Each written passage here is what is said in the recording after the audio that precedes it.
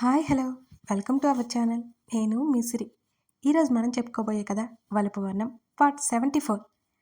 కథలోకి వెళ్ళే ముందు లైక్ చేయడం మర్చిపోకండి. లైక్ చేశారు కదా, ఇక కథలోకి వెళ్దాం. వెయిట్ అని ఫోన్ తీసి వివిధకి కాల్ చేశాడు అర్జున్. అర్జున్ నేమ్ చూడగానే సంతోషంతో ఫోన్ చేతిలోకి తీసుకుంది వివిధ. అంతలోనే బాధగా మారిపోయి లిఫ్ట్ చేసింది. హలో అంది వివిధ. ఆమె గొంతు నూతులో నుంచి వచ్చినట్టుగా ఉంది. అర్జున్ చేతిలో ఫోన్ తీసుకొని వివిధ అంది ఆకృతి. అర్జున్ ఫోన్ నుంచి ఆకృతి మాట్లాడుతోంది. అంటే ఆకృతి అర్జున్ ఒకే దగ్గర ఉన్నారని ఆమెకు అర్థమైంది. హాయ్ ఆకృతి, ఎలా ఉన్నావు వివిధ? గుడ్, నువ్వు అంది. బాగున్నాను అంది ఆకృతి. అందరూ ఎలా ఉన్నారు? బాగున్నారు. ఎక్కడ ఉంటున్నావు వివిధ నువ్వు అని అడిగింది ఆకృతి. విశ్వ వాళ్ళ ఇంట్లో ఉంటున్నాను. ఉండాలనిపించిన రోజులు ఇక్కడే ఉంటాను. తర్వాత సహన దగ్గరికి వెళ్ళిపోతాను.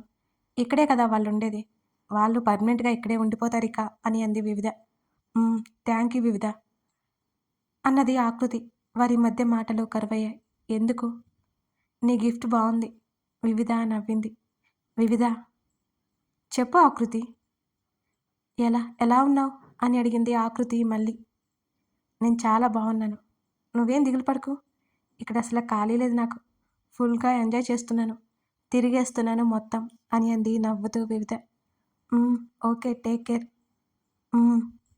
కాల్ కట్ అయిపోయింది. అర్జున్ భుజం దగ్గర ముఖం దాచుకుంది ఆకృతి. ఎందుకు బావా ఇలా జరిగింది? ఎందుకు? వివిధ చూడు ఎంత బాధపడుతుందో. పాపం తను. బాధేస్తోంది. ఆకృతి ఏడ్చింది. వాటర్ ఇచ్చాడతను. తాగింది. బెడ్ మీద కూర్చున్నాడు. పక్కనే కూర్చుంది. అర్జున్ భుజం మీద తలవాల్చింది ఆకృతి. నాకు బాధ లేదు అనుకుంటున్నావా? వివిధని తలుచుకుంటేనే అని ఆపాడు. అతని గొంతు జీరబోయింది. అర్జున్ని చూసింది ఆకృతి. అతని కంట్లో నుంచి నీటి బొట్టు ఆకృతి చేతి మీద పడింది. తన కోసం ఇంతకంటే ఏం చేయలేకపోతున్నానే. ఆకృతి చేతి మీద పడిన కన్నీటి చుక్కను చూపించాడు అతను. మా మధ్య బంధం ఇప్పుడు రక్త సంబంధమైంది. కానీ ఇంతకు ముందు మాటలు రావట్లేదు అతనికి. మళ్ళీ అతనే. తన ప్రేమ చూసే ఇష్టపడ్డం మొదలుపెట్టాను. కానీ ఫేట్ని మనం మార్చలేం. వివిధతో లైఫ్ షేర్ చేసుకోలేను అని అర్థమైంది. వివిధ ఏడుస్తుంటే నా కళ్ళల్లో నీళ్ళు వస్తున్నాయే. ఎందుకో మరి. తను సంతోషంగా ఉండే రోజు కోసం ఎదురు చూస్తున్నాను. ఇప్పుడు కాల్ చేస్తే తను బాధపడుతుందని తెలుసు. కానీ ఒకసారి ఎలా ఉందో కనుక్కోవాలనిపించింది. నేను మాట్లాడితే ఇంకా ఎక్కువ బాధ తనకి. తను ఎలా ఉండాలి అంటే ఫ్యూచర్లో నన్ను చూస్తే ఒక ఫ్రెండ్ అనుకోవాలి. అంతకంటే ఏ భావం ఉండకూడదు. అలా జరగాలి అంటే అంత ప్రేమని పంచే వ్యక్తి తన లైఫ్లోకి రావాలి. అప్పటి వరకు నేనెంత హ్యాపీగా ఉన్నా సరే ఏదో మూల వివిధ గురించిన బాధ తప్పనిసరి అని ఆగాడు. అప్పటికే ఆకృతి ఏడుస్తోంది అతని మాటలు వింటూ. మళ్ళీ తనకి దగ్గర కాలేక నీకు దూరం కాలేక ఎంత నరకం ఉండేదో. ఒకానొక సమయంలో నిన్ను దూరం చేసుకుందామనుకున్నా వివిధ కోసం. కానీ అవ్వలేదు. నా వల్ల కాలేదు. నువ్వు లేని లైఫ్ కష్టంగా ఉంది. కాంప్రమైజ్ అవ్వలేకపోయానే. నిన్ను దూరం చేసుకోవడం ఇక జరగదని అనిపించింది. నువ్వు లేకపోతే నేను లేను అనిపించింది. ఇక వివిధని బాధ పెట్టడం జరిగిపోయింది అన్నాడు పైకి లేచి ఏటో చూస్తూ. అతను కన్నీళ్ళని బలవంతంగా ఆపుకున్నాడు. వెంటనే అతన్ని చేరి హత్తుకుంది ఆకృతి. ఆమె భుజం మీద తల పెట్టుకుని అతను కళ్ళు మూసుకున్నాడు. కొంతసేపటికి అలాగే ఉండిపోయారు, ఎవరికొరు సముదాయించుకుంటూ. ఆకృతి నుంచి దూరం జరిగాడు అర్జున్. హ్యాండ్కీతో ముఖం తుడుచుకుని వెళ్దామా అని అడిగాడు. కళ్ళు తుడుచుకుంది. ఆమె భుజం చుట్టూ చెయ్యేసి జరగాల్సింది జరిగిపోయింది. జరిగిన దాన్ని మార్చలేం. వీలైతే ఏం ఆలోచించకు. ఐ హోప్ వివిధ హ్యాపీగా ఉంటుంది. ప్లీజే అసలు బాధపడొద్దు అని అన్నాడు. తల ఊపింది ఆకృతి. అర్జున్ లోపల పడే వేదన ఆమెకి మెల్లిగా అర్థమవుతోంది. ఇద్దరు హాల్లోకి వెళ్ళారు. వివిధ, కవిత పిలిచింది. టిఫిన్ చేద్దుగాన్రా అంది. వస్తున్నా ఆంటీ. ఇవాళ నా కోసం స్పెషల్ ఏం చేశారు? ఆవిడ్ని చుట్టేసింది వివిధ. విశ్వ ఉన్నాడుగా, నీకు ఇష్టమనవి వండేదాకా వదిలిపెట్టడు అని అంది నవ్వుతూ కవిత. అయ్యో సారీ ఆంటీ, శ్రమ పెడుతున్నాను అని అంది వివిధ. పర్లేదురా, రాక వచ్చావు. సారీ చెప్పడం ఏంటి? అంకుల్ వెయిట్ చేస్తున్నారు పదా అని అంది కవిత. అందరితో పాటు టిఫిన్ చేయడానికి కూర్చుంది వివిధ. విశ్వ తనతో సరదాగా మాట్లాడుతున్నాడు కానీ అతని ముఖంలో డల్నెస్ తెలుస్తోంది వివిధకి. ఏమైందో కానీ అర్థం కాలేదు. ఏంటో తెలుసుకోవాలి అనుకుంది వివిధ. విస్సు ఆమె పిలిచింది. వివిధని చూశాడు విశ్వ. ఏమైందిరా అలా ఉన్నావు? ఏం లేదు. నాకెందుకు ఏదో ఉంది అనిపిస్తోంది. ఏం లేదు నిజంగానే వివి అని అన్నాడు నవ్వుతూ. నమ్మాను కానీ మూవీకి వెళ్దాం అని అంది వివిధ. ష్యూర్ అని నవ్వాడు విశ్వ. ఆగాగు. ఏంటి వివి? అంకుల్తో పాటు ఆఫీస్కి వెళ్తున్నానని చెప్పావు కదా అని అడిగింది వివిధ. కొన్ని రోజులు బ్రేక్ అన్నాడు విశ్వ. ఎందుకు నేను వచ్చాననేనా? మూవీ క్యాన్సిల్, ఈవినింగ్ డిన్నర్కి వెళ్దాం, నువ్వు వెళ్ళు అని అంది వివిధ. నీకోసం కాదు నా కోసం, ఆఫీస్ బోర్ కొట్టింది, అందుకే నేను ఎంజాయ్ చేయాలిగా అన్నాడు విశ్వ. నువ్వు రాకపోయినా ఇప్పుడు మూవీకి వెళ్దాం అనుకుంటున్నా అతను అంటుంటే వివిధ నవ్వి పదా మరి అంది. ఇద్దరూ బయటికెళ్లారు. ఆల్ ది బెస్ట్ బావా. అర్జున్కి ఎదురు వచ్చింది ఆకృతి. నవ్వి ఇంటర్వ్యూకి బయలుదేరాడు. ఇంట్లోకి వెళ్ళింది ఆకృతి. పెద్దవాళ్ళు మాట్లాడుకుంటుంటే ఆమె మౌనంగా కూర్చుంది. తర్వాత సుమిత్ర ఆవిడ గదిలోకి వెళ్తే ఆకృతి కూడా వెళ్ళింది. అమ్మమ్మ, ఏంటి ఇంకో 4 రోజుల్లో వెళ్ళాలి అంటున్నావట అని అడిగింది ఆకృతి. అవునే, గుడిలో మీ ఇద్దరి చేత పూజ చేయించాలి. అవన్నీ అయ్యాక వెళ్ళాలి. ఇక్కడ నా వల్ల కాదు. అమ్మమ్మ, ఇక్కడ ఉండొచ్చు కదా అంటే వినవేంటి? అక్కడ ఒంటరిగా ఎందుకు అని అడిగింది ఆకృతి. ఈ సిటీల్లో నా వల్ల కాదే, కావాలంటే నువ్వురా. నేనా? నేను రాను. అదేంటే? అదంతే. ఇప్పుడు కాలేజీ ఏం లేదు కదే, నీ చదువు కూడా అయిపోయింది అంది సుమిత్ర. అయినా నేను రాను, ఒక్కదానికి బోర్ అక్కడ. ఆహా, పోయినసారి వచ్చినప్పుడు ఎలా ఉన్నావు మరి అని అడిగింది సుమిత్ర. అప్పుడంటే రాక రాక వచ్చాను కదా అని కవర్ చేసుకుంది ఆకృతి. చాలే, నాకు తెలియదని ఈ సంగతి. నాని ఇక్కడ ఉంటే నువ్వక్కడ ఉండలేవు కానీ ఎడబాటు ఒకసారి బాగుంటుంది అంది సుమిత్ర. అమ్మమ్మ, అవునే, దూరం ఇంకా ప్రేమ పెంచుతుంది. ఆవిడ చెప్తుంటే నన్నెందుకు ఇక్కడికి రావు రావు అంటావుగా. మీ తాతయ్యతో నేను ఉన్న ఇల్లది, వదిలి రావాలి అనిపించదు. ఆయన లేకపోయినా సరే ఆయన జ్ఞాపకాలతో అక్కడే ఉంటాను నేను. నీకు తాతయ్య అంటే చాలా ఇష్టం కదా అమ్మమ్మ. మరి తాతయ్యకి?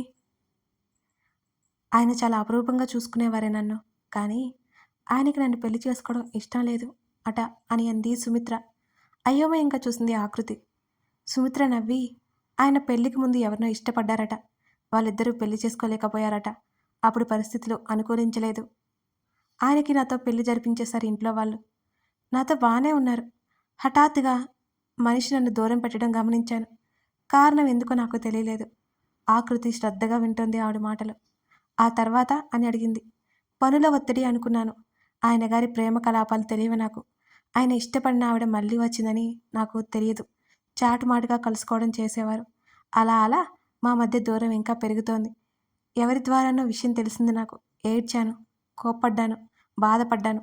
మనసులో దాచుకుని బాధపడే కంటే అడిగేయడం మంచిదని నేను నిర్ణయించుకున్నాను.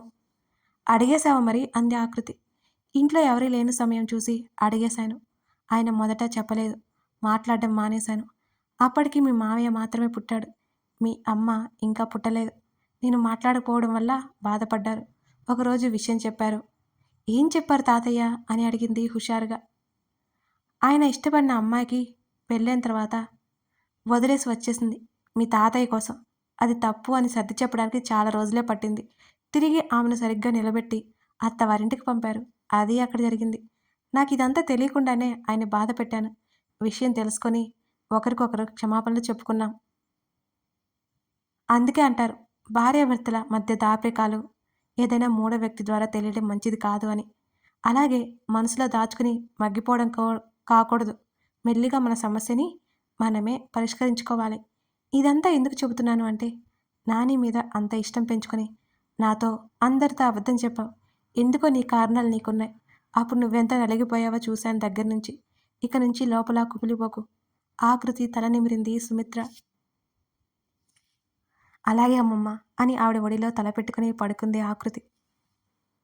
ఇక నుండి నీకు కలిగే భయాలు, బాధలు పంచుకోవడానికి తోడున్నారు. నువ్వు దేనికి దిగులు చెందకు అంది అర్జున్ని తలుచుకుంటూ ఆకృతి. డిన్నర్కి వెళ్ళారు సహన, అదర్, విశ్వ, వివిధలు. వివిధ లైట్ ఎల్లో ఫ్రాక్లో ఉంది. తన రంగుతో కలిసిపోయి పసుపు ముద్దలా కనిపించింది వివిధ. వివిధ నుండి డైవర్ట్ అవ్వడానికి శతవిధాలుగా ప్రయత్నం చేయసాగాడు విశ్వ. రేయ్ ఏమైంది? దిక్కులు చూస్తున్న విశ్వని పిలిచింది వివిధ. ఏం లేదు, రెస్టారెంట్ చూస్తున్నా అని అన్నాడు విశ్వ. విశ్వ బాధ ఏంటో అర్థమైంది అథర్వకి. ఫుడ్ చల్లారిపోతుంది తిను అని అంది. తలూపి తలదించుకొని తింటున్నాడు విశ్వ. ఇవాళ ఏదో అయింది అనుకుంది వివిధ విశ్వని చూస్తూ. సహన అదర్ క్లోజ్గా హ్యాపీగా ఉండడం చూసి చాలా సంతోషపడిపోయింది వివిధ. డిన్నర్ అయ్యాక వివి వస్తావా మాతో? రాదులే, మీరు బయలుదేరండి అన్నాడు విశ్వ. వివి చెప్పవే. తర్వాత వస్తానులేవే, మేము చాలా ప్లేసెస్కి వెళ్ళాలి, మీ ఇద్దరూ ఉండరు, నాకు బోర్ అంది వివిధ. సరే అని వెళ్ళిపోయారు సహన అదరు అక్కడి నుంచి. విశ్వ వివిధ ఇద్దరు కార్ వైపుకి వెళ్తుంటే సూపర్ పేర్ అన్నారు ఎవరో. విశ్వ వినలేదు. కంగారుగా విశ్వని చూసింది వివిధ. ఏమైంది వివి అన్నాడతను. ఊహూ అంది మెల్లిగా. ఇద్దరు కారులో బయలుదేరారు. కళ్ళు మూసుకుని వెనక్కి వాలింది వివిధ. వివిధను ఒకసారి చూసి కార్ డ్రైవ్ చేసాగాడు విశ్వ. ఆమె కళ్ళు మూసుకోగానే అర్జున్ మెదిలాడు అతని భుజం మీద. వాలి కబుర్లు చెప్పుకోవడం అన్నీ గుర్తుకొచ్చాయి. ఏడుపు వస్తుంది ఆమెకి. బలవంతంగా ఏడుపు ఆపుకుని ముఖం పక్కకి తిప్పుకుంది. ఆమె కంటి కొనల నుంచి కన్నీరు బయటకు వెళ్ళిపోయింది ఆమెకే తెలియకుండా. 4 రోజులు గడిచాయి. అర్జున్ ఇంటర్వ్యూలో సెలెక్ట్ అయ్యాడు. 1 వీక్లో జాయిన్ అవ్వాలి. శ్రీనివాస్ సురేంద్ర కూడా ఓకే చెప్పారు. తర్వాత రోజు పూజకు ఏర్పాట్లు చేశారు. మెరూన్ కలర్ చీరలో తక్కువ నగలతో చాలా అందంగా కనిపించింది ఆకృతి. అర్జున్ చూపులు గుచ్చుకుంటుంటే తలదించుకుని కారులో కూర్చుంది. కారులో వెనక సుమిత్ర కూర్చుని ఉంది. ఇంకేం మాట్లాడలేదు అర్జున్. మరో కారులో హేమ, శ్రీనివాస్, సురేంద్ర, విజయ ఉన్నారు. గుడిలో ఇద్దరి చేత పూజలో కూర్చోబెట్టింది సుమిత్ర. పెళ్లి కాకుండానే ఏం పూజ అమ్మమ్మ అని అడిగింది చిన్నగా. నిశ్చితార్థం అయితే అయిపోయింది కదా. స్వామివారికి అమ్మవారికి అభిషేకం మీ ఇద్దరి చేతుల మీద జరిపిస్తే నాకు తృప్తిగా ఉంటుంది అని చెప్పింది సుమిత్ర. చిన్నగా నవ్వి పూజ మీద దృష్టి పెట్టింది.